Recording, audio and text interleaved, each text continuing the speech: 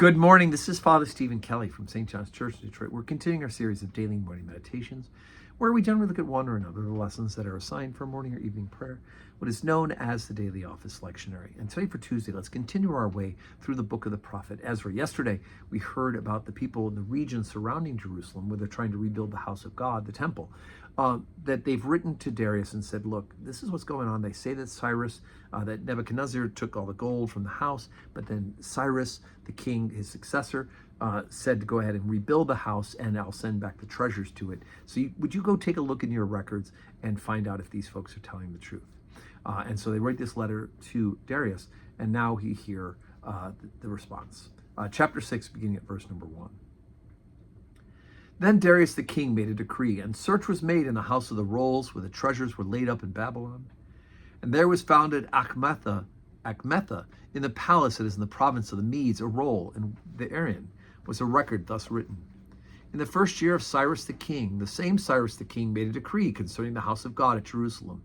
Let the house be builded, and the place where they offered sacrifices, and let the foundations thereof be strongly laid, the height thereof 60 cubits, and the breadth thereof 60 cubits, with 3 rows of great stones and a row of new timber, and let the expenses be given out of the king's house.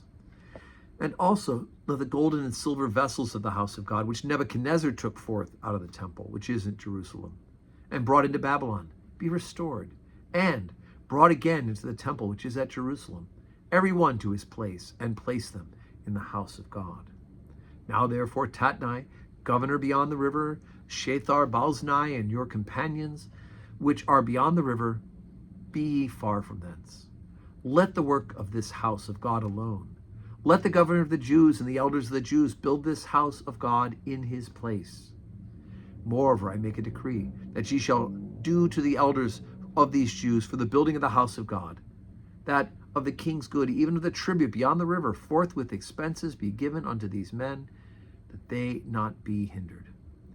And that which they have need of, both young bullocks and rams and lambs for the burnt offerings of the God of heaven, wheat, salt, wine, and oil, according to the appointment of the priests which are at Jerusalem, let it be given them day by day without fail, that they may offer sacrifices of sweet savors unto the God of heaven, and pray for the life of the king and of his sons. Also I have made a decree that whosoever shall alter this word, let timber be pulled down from his house, and being set up, let him be hanged thereon, and let his house be made a dunghill for this. And the God that hath caused his name to dwell there destroy all kings and people, that shall put their hand to alter and destroy this house of God, which is at Jerusalem. I, Darius, have made a decree. Let it be done with speed.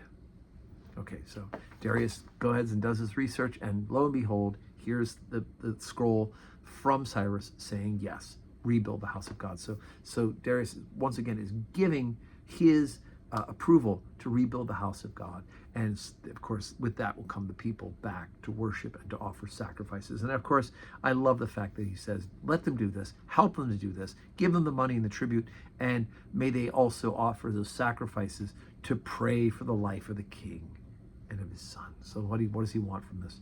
He wants the prayer to the God of heaven, whom he's not even a member of that covenant, but asks for them to pray for him and for his children. So today's Tuesday. We do have 12:15 Holy Communion, still hot as blazes here in Metro Detroit, and it's hot in the church. But come comfortable, come and pray, or join us on the live stream, 12:15 today. And may God grant us a Tuesday that is full of blessings.